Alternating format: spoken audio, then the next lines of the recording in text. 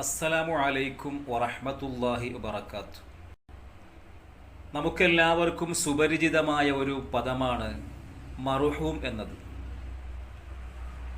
എപ്പോഴാണ് നമ്മൾ മർഹൂം എന്ന വാക്ക് ഉപയോഗിക്കുന്നത്? മരണപ്പെട്ടു പോയവരുടെ പേരിന് മുന്നേയായി നമ്മൾ ആ വാക്ക് ഉപയോഗിക്കാറുണ്ട്, മർഹൂം എന്ന്. ഉദാഹരണമായി മർഹൂം സൈനുൽ ആബിദീൻ, മർഹൂം അബ്ദുള്ള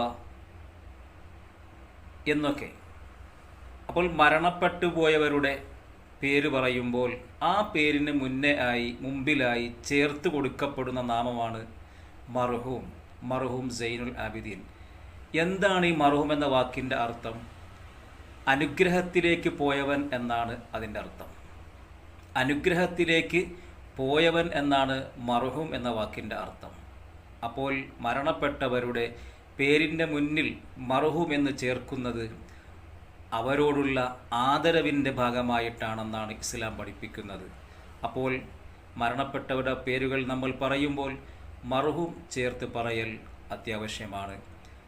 ദീനിൻ്റെ കാര്യങ്ങൾ യഥാർത്ഥ കോലത്തിൽ മനസ്സിലാക്കി ജീവിക്കുവാൻ അള്ളാഹു തൗഫീഖ് നൽകുമാറാകട്ടെ.